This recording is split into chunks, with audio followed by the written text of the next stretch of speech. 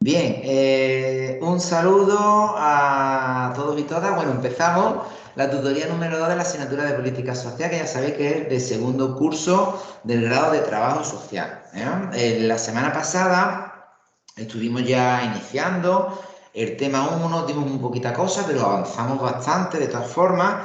Así que os voy a compartir ya el PowerPoint que, como ya he explicado, lo tenéis a vuestra disposición en los enlaces que se os ha mandado. De todas maneras, si este vídeo lo conseguimos poner también en abierto, os pasaré también los enlaces de todo lo que estemos trabajando en ese momento en la clase que sea, ¿vale? En la tutoría que sea. Bueno, nos habíamos quedado, creo que en esta transparencia, por favor, la gente que estáis en casa, podéis activar en el micro y decirme si estáis viendo esta proyección de PowerPoint.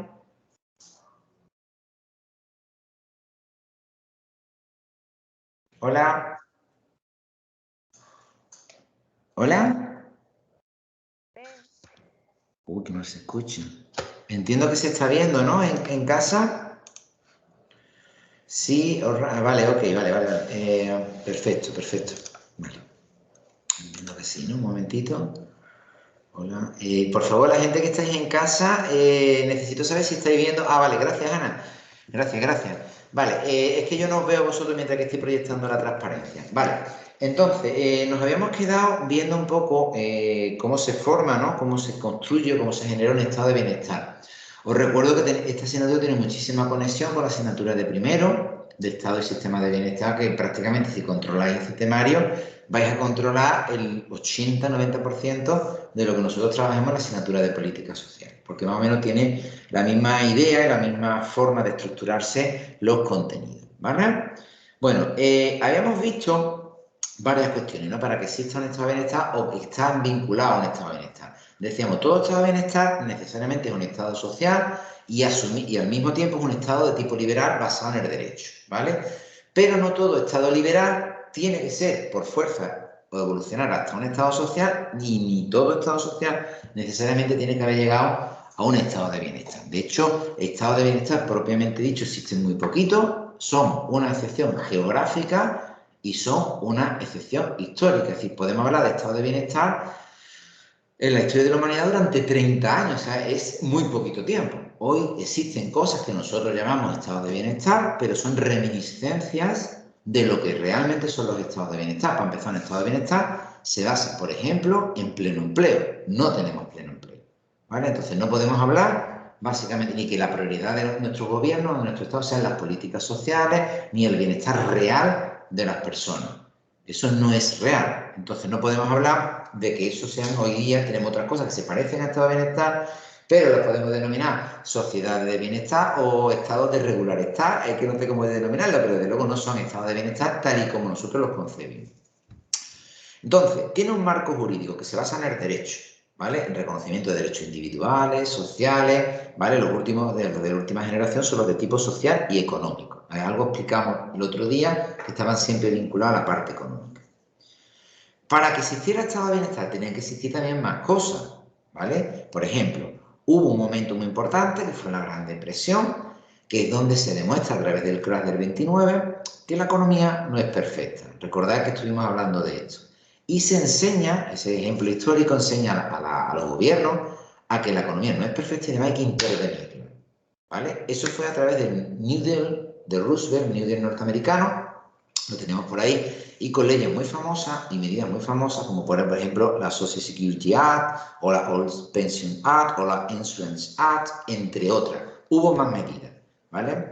Ese gobierno de Roosevelt interviene y pone medidas sociales y económicas para aplacar los efectos del crash del 29, porque o lo hacía o Estados Unidos hubiese dejado de existir tal y como hoy lo conocemos, ¿vale? Porque la presión social hubiese sido tal que posiblemente hubiese habido revuelta, revolución, no sabemos por dónde hubiesen llegado los tiros de lo que hubiese ocurrido ahí. Igual que ahí en el resto del mundo, ¿vale? El New Deal de Roosevelt, asesorado por, entre otras figuras muy importantes, trabajadoras sociales, ¿vale? Pondrán en marcha este tipo de medidas que permitirán intervenir la economía al tiempo que se empieza a enseñar a cubrir derechos de tipo social. No se inventa aquí, ya los estados sociales venían de antes, los seguros sociales venían de antes, ¿vale? Pero ya aquí lo afianzamos con términos económicos, ¿vale? Muy importante, también lo estuvimos explicando, Bevery.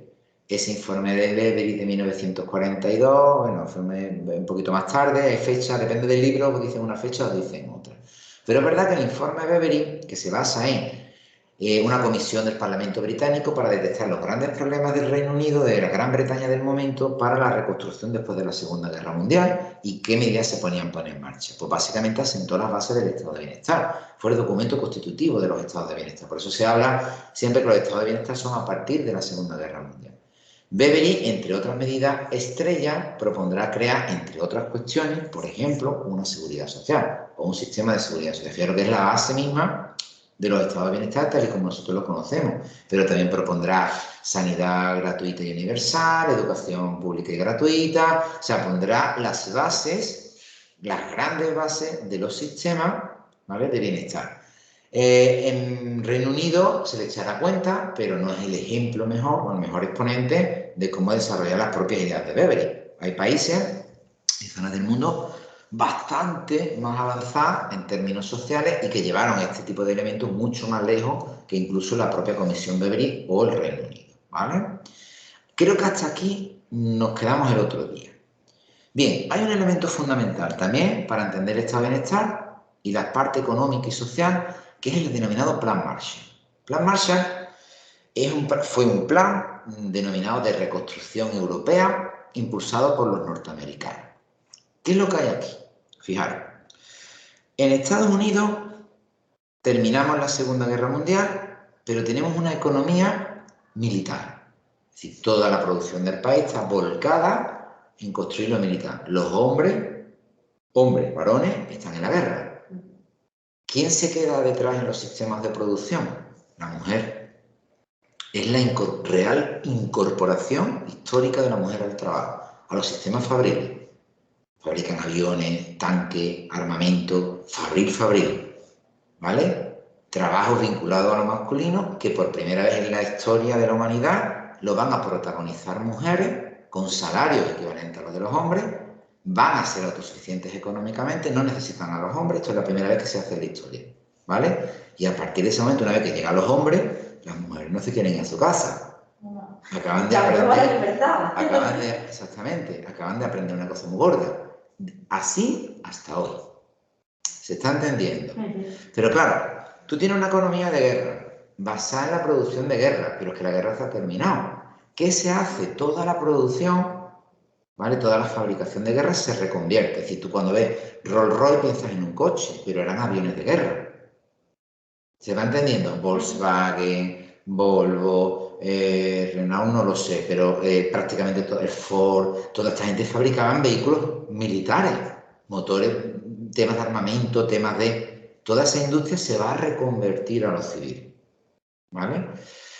Pero claro, ¿qué puede ocurrir en un estado o en un país cuando todo el mundo, imagínate, estamos fabricando televisores y resulta que en Estados Unidos todo el mundo tiene televisores? Pues que a lo mejor, si todo el mundo tiene televisores, yo que me dedico a vender televisores tengo un problema porque voy a tener que dejar de fabricar televisores porque tenemos en Estados Unidos el consumo en masa, los hombres ganan salario, las mujeres también y todo el mundo tiene televisor. ¿Qué necesito? Mercado exterior. Es muy importante para mantener el bienestar en mi país y el pleno empleo hacia adentro. Necesito ampliar el consumo. ¿Cómo lo hago? Hacia afuera. ¿Con quién lo hago? Con quien no vaya a pelearme. ¿Se ha entendido lo que voy diciendo? Sí. Vale. Pero claro, con quien no vaya a pelearme es quien ha sido mi aliado en la guerra. Pero es que mis aliados están mal, porque están destruidos. Recordad que la guerra no ha sido en Estados Unidos, sino en Europa, ha sido en la parte de Asia, de ellos, ¿no? Etcétera, etcétera. ¿Qué hago? Voy a activar el Plan Marshall. El Plan Marshall es una inversión, donde yo, con la cosa de reconstruir Europa, lo que estoy es generando mercado a mis sistemas de producción. Voy a fabricar carreteras, voy a mandar tractores, los tractores vinieron aquí a España, voy a hacer... Ese elemento va a mantener mi sistema económico dentro de mi país. Además, una vez que les venda tractores, las piezas de los tractores, el mantenimiento, los utensilios que se aplican me lo van a comprar a mí, a mis fábricas. ¿Vais viendo por dónde voy? Sí, yo voy a crear un mercado, pero con aliados. Por eso, el Plan Marshall se hace con los aliados de guerra, donde luego se hará la OTAN, etcétera, etcétera. ¿Ese plan Marshall vino a España? No, como plan Marshall no. Y mira que hay una película que se llama Bienvenido Mr. Marshall, que os recomiendo que veáis, ¿vale? Os vais a hartar de reír, porque está hecha con el sarcasmo de la época española y tiene toda la arte y toda la gracia del mundo. Pero el Bienvenido Mr. Marshall o el plan Marshall a España no llega porque somos una dictadura fascista. ¿Vale? Os recuerdo que hasta este momento somos una dictadura fascista. Cuando empiece la Guerra Fría, interesará a España, porque ¿con quién se peleó Franco? Con los rojos. Los rojos son los comunistas. ¿Quién en ese momento de la Guerra Fría es enemigo de Estados Unidos? El bloque soviético, la URSS. Los mismos enemigos de Franco. ¿Vale? Tus enemigos y los míos pueden hacer que tú y yo seamos amigos. Pero claro, ¿yo cómo le explico a los americanos que me voy a aliar con un fascista? Que yo ya he derrotado a los alemanes, a Mussolini, no sé si me estoy explicando. Sí, que ya he luchado contra él, ahora me tengo que aliar con él. Claro, me tengo que aliar con este. ¿Qué hacen los americanos? Pues inventan una cosa y en vez de llamarlo el fascismo español, lo van a llamar el franquismo. Ahí de ahí viene el nombre. Este nombre nos lo ponen los americanos para justificar. Entonces nos venden como una especie como de dictadorcillo de poca monda de un país del tercer mundo muy pobre que pasa hambre, que es real, era real, en los años del hambre y las cartillas de racionamiento, eso es real, ¿vale? Que a mí me sirven porque son aliados estratégicos. Entonces, cuando se produce la apertura de la frontera, los dos primeros embajadores que entran en España son el embajador del Vaticano, evidentemente, y el embajador americano. Y se firman los tratados, se ponen las bases, todo eso viene de ahí, ¿vale? ¿Qué ocurriría para que dejáramos de ese fascismo? Tuvo que hacer un lavado de cara a la dictadura. ¿Qué hizo? Quita a Falange de los cargos, que es fascismo puro y duro, y meto a Iglesia. ¿Cómo la meto? Con Opus Dei. Ministros del Opus Dei, gente formada en Europa del Opus Dei. Es decir, todo este plan Marshall va a servir para crear también mercado que tiene que ver o va a comprarle a los americanos. Todo esto son estrategias comerciales, ¿vale? Hoy día la Unión Europea no admite socios que no pertenezcan a la OTAN, porque se tienen que asegurar que a nivel interno son mercados seguros. ¿Se va entendiendo esto? Sí. Son como reglas. Lo que me parece curioso porque a nosotros, yo hablo por mí, en el instituto cuando damos historia de España, nos enseñan que cuando se hace ese lavado de cara es específicamente porque Franco quería entrar dentro de la Unión Europea. Efectivamente, bueno, la Unión Europea en ese momento a lo mejor no, pero él quería entrar en Naciones Unidas. En ese momento era muy importante porque ni siquiera estaba reconocido como Estado por Naciones Unidas. Claro, cuando lo apadrina Vaticano, la Iglesia le interesa, es un Estado religioso, católico, y además adoctrinado. Y además los americanos lo apadrinan, aquí ya entra de Naciones Unidas, entra del tiro. ¿Vale? Luego ya España irá tirando por otros derroteros, ¿no?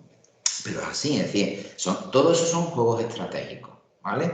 La propia dictadura le será infiel, vamos a llamarlo así, al fascismo que le dio origen.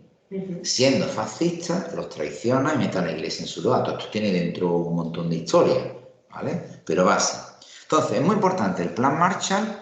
¿Por qué? Pues porque ayuda a la reconstrucción europea, donde se van a crear los principales estados de bienestar, pero también asienta las bases del sostenimiento de los plenos empleos de las economías de este tipo.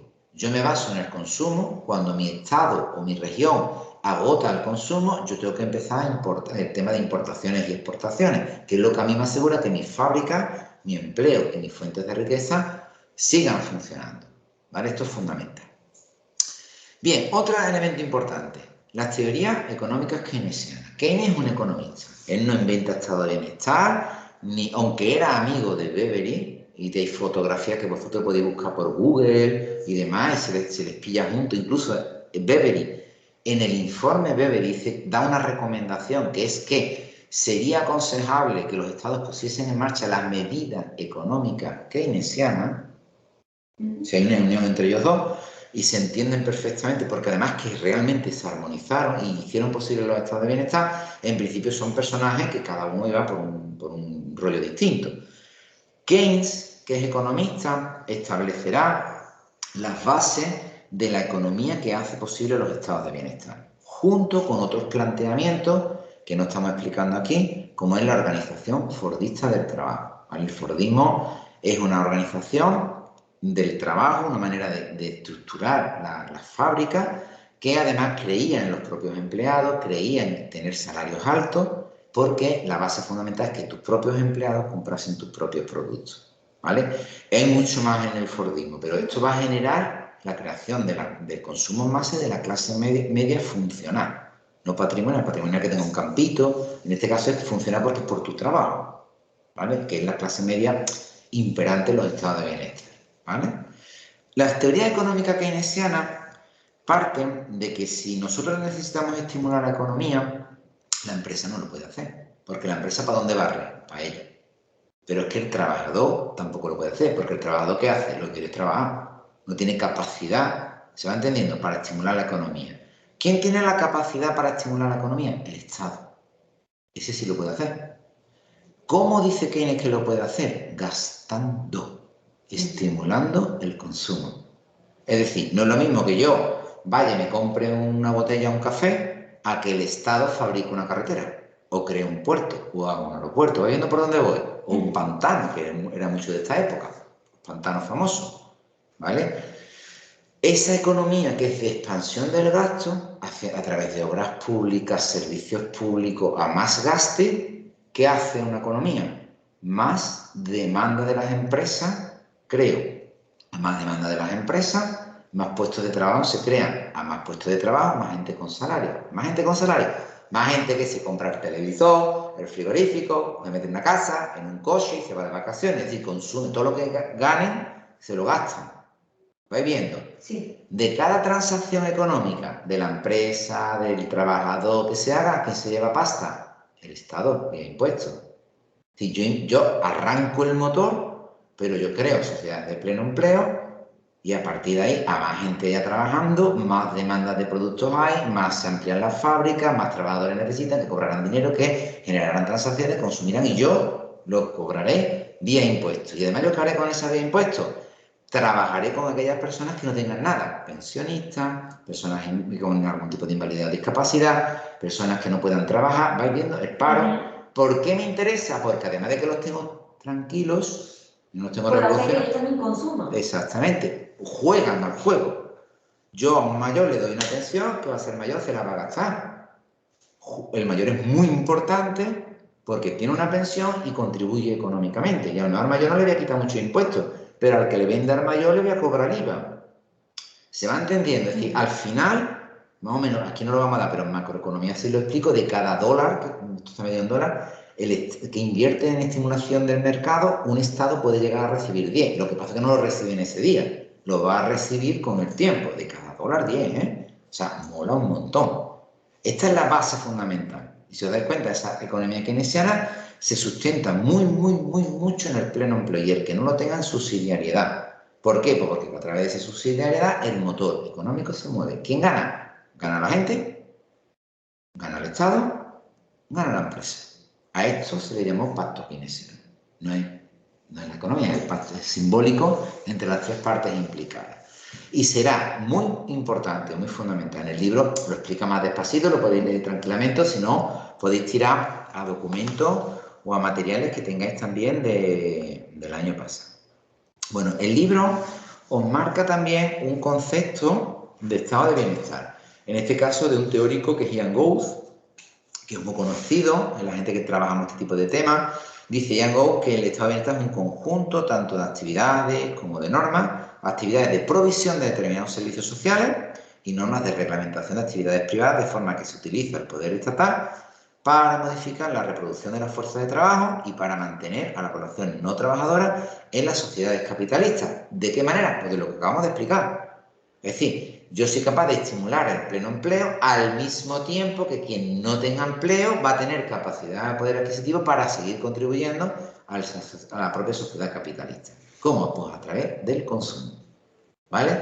Todo eso, además de una provisión de servicios. Es decir, hay estados a nivel europeo ahora mismo, sobre todo en los países nórdicos, que son sociedades de pleno empleo y no tienen modelos de tipo, no están jugando a las reglas norteamericanas o británicas, neoliberales o alemanas, que son ahora muy duras, están jugando con otras reglas de juego y además se basan en una extensión del estado de bienestar. Mire usted, cubrimos con tantos servicios y prestaciones a nuestra población que demando tal cantidad de puestos de trabajo que solamente por asegurarle los derechos a mi gente ya estoy creando pleno empleo. Pero es que además tengo déficit de mano de obra, porque los quiero cubrir todos.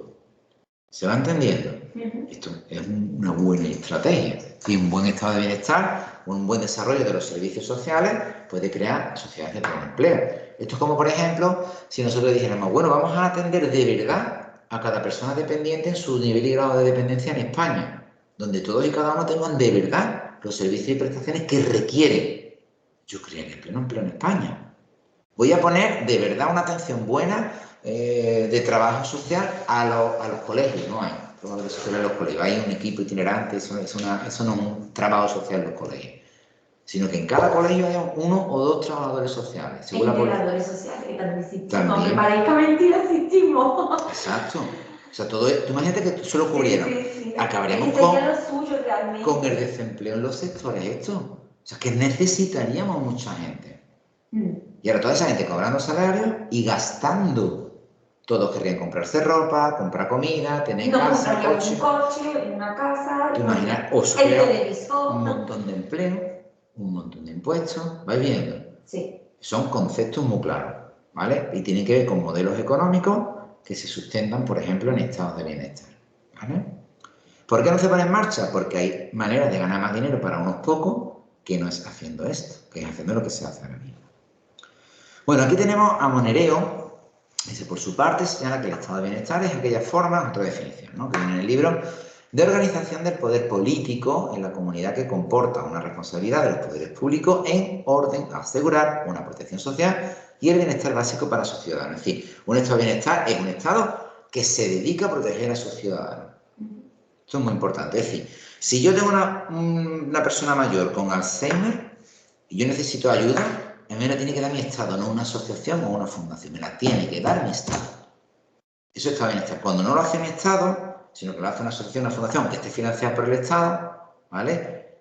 Eso no se llama estado de bienestar, se llama sociedad de bienestar. Y menos mal que tenemos eso, porque si no, esta gente ni tendrían eso, ¿vale? En este sentido implica la provisión pública de una serie de servicios sociales, incluyendo transferencias para cubrir las necesidades humanas esenciales de los ciudadanos en una sociedad compleja y cambiante. Transferencias se refiere a pagas, pensiones, subsidios, ¿vale? Y la responsabilidad estatal en el mantenimiento de un nivel mínimo de vida de todos los ciudadanos pertenecientes a la comunidad política. Es decir, el Estado misma cuida a sus ciudadanos, pero no porque sean buena gente o porque sean caritativos, sino porque es que es un derecho. Y por tanto además es exigible. Hay estados de bienestar que intentan cubrir los mínimos, por ejemplo el español, y hay estados de bienestar que intentan cubrir en los máximos. Esto para un español se queda como lo máximo como es, pues te doy lo máximo que pueda. No lo mínimo para subsistir, sino lo máximo que te pueda dar. A mejor estés tú, mejor estamos todos. Es un concepto diferente. Por ejemplo, los países nórdicos se llaman estados de bienestar de máximos, ¿vale? Eso para que veáis las diferencias. Nosotros seríamos de los mínimos. Mínimo, muy por debajo del mínimo. Nosotros estamos cortitos, pero cortitos con café, mucho chungi. Pero estamos ahí, ¿vale? Hay sistemas que en estado de bienestar peores que los nuestros o sitios donde ni siquiera hay estado de bienestar ni políticas de protección. Bueno, Muñoz de Bustillo lo define como el conjunto de actuaciones públicas tendente a garantizar a todos los ciudadanos de una nación, por el hecho de serlo, es decir, en base a derecho a la nacionalidad, el acceso a un mínimo de servicio que garantice su supervivencia, entendida en términos sociales y no estrictamente biológicos, evidentemente, ¿vale? Bueno, vamos a ver, pues claro, aquí a partir de aquí, bueno, están los estados de bienestar, más o menos sabemos qué variables históricas, económicas, sociales, políticas han sido necesarias para que existan, pero es verdad que luego existen diferentes tipos de estado de bienestar. Por ejemplo, estos son, ya sacándolo de vuestro fragmento de vuestro propio manual, ¿vale? Modelos de estado de bienestar según la orientación de su cobertura y los pilares sobre los que se sustentan. Bueno, pues según esto tenemos, para empezar, los modelos bismarckianos. Los modelos bismarckianos básicamente son centroeuropeos, ¿vale? Aquí estarían los desarrollados fundamentalmente en la Europa occidental, Alemania, Francia, Bélgica, Austria y Holanda. Hay libros con mete a Italia no estaría aquí ya, estaría más del tipo sureño mediterráneo, pero más o menos estaríamos hablando de estos, ¿vale? Es un modelo denominado también conservador o corporativo. Todos esos son los nombres que puede tener este modelo, ¿vale? Se articula sobre la idea del seguro social, está ligado al salario del ciudadano que determina la aplicación del principio de equivalencia en virtud del cual la cantidad de las ayudas depende de lo aportado previamente al sistema en forma de cotizaciones. O lo que es lo mismo, el peso de la cotización a la seguridad social de cada país determina el acceso a las prestaciones y la cuantía de las mismas, por ejemplo, las pensiones. ¿Vais viendo por dónde voy? ¿Vale? Es un sistema muy claro, muy centrado a los seguros sociales, por eso se llama bismarckiano, ¿vale? O a la seguridad social. Es un instrumento al servicio de la integración de los trabajadores en el sistema político, inicialmente para acallar la denominada cuestión social. De hecho, se inspira en estados sociales con tradición de seguros sociales, por ejemplo, bismarckiano, ¿vale? Alemania. Las prestaciones se consiguen a través del mercado, es decir, los hombres por participar en el proceso productivo y las mujeres y personas vinculadas al trabajador en virtud del derecho derivado que se les reconoce al depender económicamente de él. O lo que es lo mismo que me ocurre en España, ¿eh? Sabéis que tenemos un modelo mixto que es muy sencillo. Yo, ¿cómo accedo a la seguridad social? Cuando tengo mi primer empleo, es decir, el trabajo es el que te da el número, tu primer número de la seguridad social. Mientras que tengo mi primer empleo o si no lo tengo, tendré mi acceso a la seguridad social dependiendo de la figura de la que yo dependa, por ejemplo, de mi padre, de mi madre o de mi pareja. ¿Vais bien? ¿Vale? Todo esto luego con los matices que podamos hacer. ¿Vale? Rige el principio de equidad horizontal en el propósito de asegurar un nivel de vida a lo largo de todo el ciclo vital de los individuos, aun cuando las circunstancias para obtener ingresos del mercado laboral cambien, por ejemplo, enfermedad, lo normal, ¿no? Enfermedad, jubilación, o los gastos se incrementen, por ejemplo, por hijos a cargo. Estos son sistemas, estos países que tienen unos sistemas de seguridad social muy fuertes, muy poderosos y que son muy garantes de derechos y prestaciones. Claro, el problema es si no trabaja, o si no tiene acceso al mercado laboral, o si está en un proceso de marginación social. Claro, todo eso se quedaría fuera del sistema y tendría que ir a otro tipo de ayudas o de cobertura de los estados, ¿vale? Pero este es uno de los modelos fuertes, ¿vale?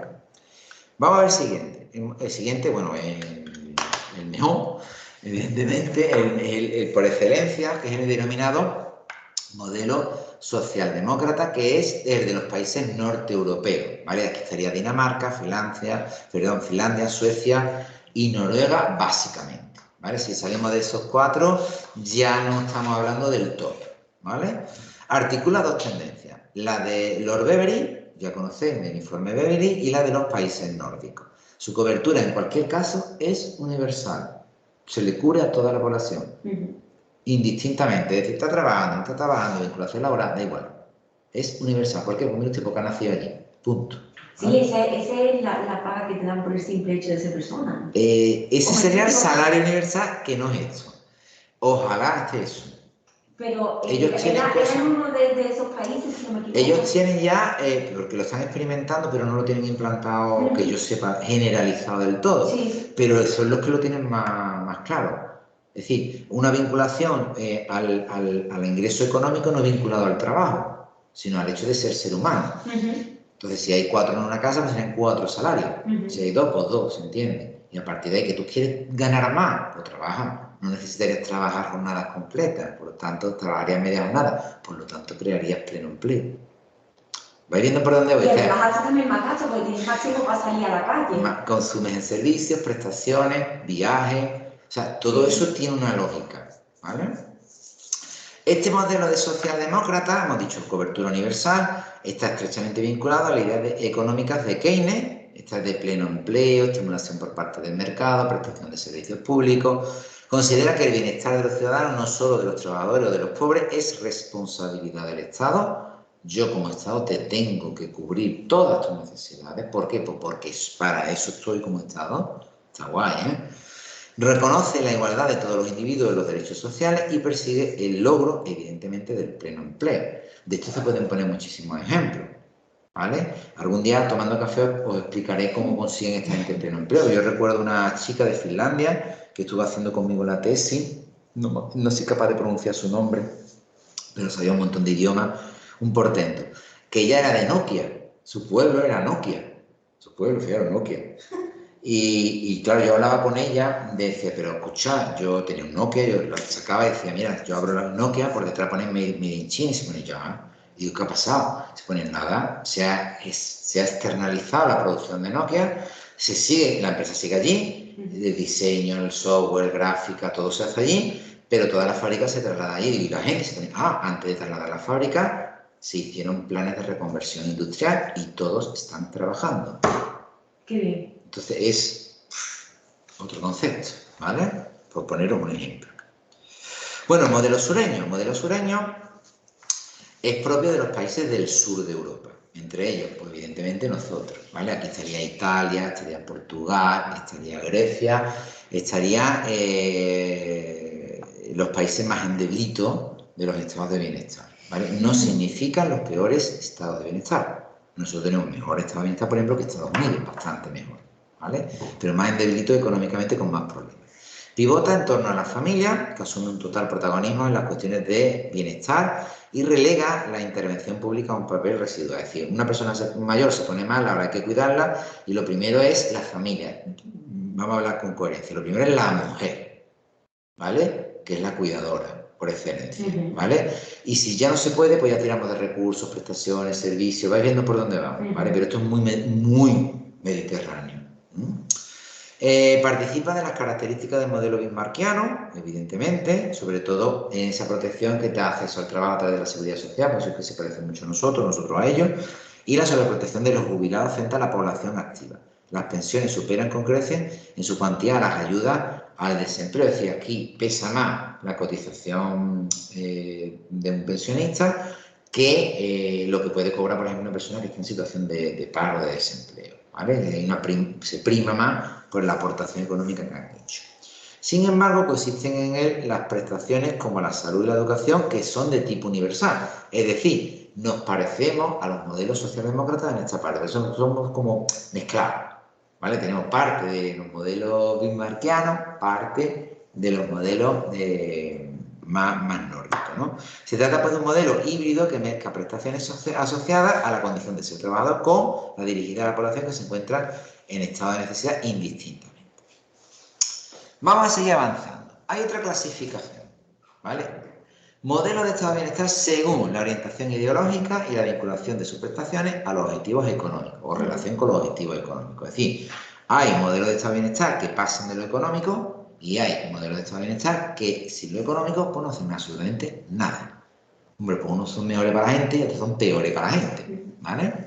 Según el grado de institucionalización tendremos lo que se llama modelo institucional, ¿vale? Aquí estarían Reino Unido, países escandinavos. Austria supone un compromiso institucional entre los valores del individualismo y la libertad económica por un lado y la seguridad e igualdad por otro, ¿vale? Son modelos basados en lo institucional, pero si os dais cuenta estamos haciendo comparativas, wow, súper diferentes. Eso no tiene nada que ver Austria, que es centroeuropea, con Reino Unido, que es más de tipo residual, más regulón, y los países escandinavos que son el top. Pero todos ellos comparten en ese sentido el ser modelos de tipo institucional, ¿vale? El Estado diseña programas públicos que afectan a la distribución de la renta, tales como, por ejemplo, la provisión de bienes y servicios públicos universales, los seguros sociales para los trabajadores y las políticas de redistribución de renta. Son políticas de la propia administración, ¿no? Se articulan políticas de corte universal, si bien las prestaciones se basan en los principios de necesidad, igualdad económica y social y están orientados a la redistribución vertical y se promueven políticas activas de solidaridad e igualdad. Esto es lo normal, ¿vale?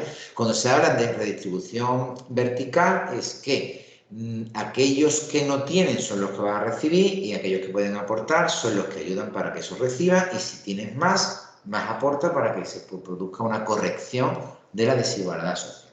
Bueno, eso es cojito con pinza, porque ya sabéis que el 90% de lo que se recoge vía impuestos en España lo paga la clase media. ¿Vale? La clase alta y la gran empresa y la banca aportan un 2-3% escasamente.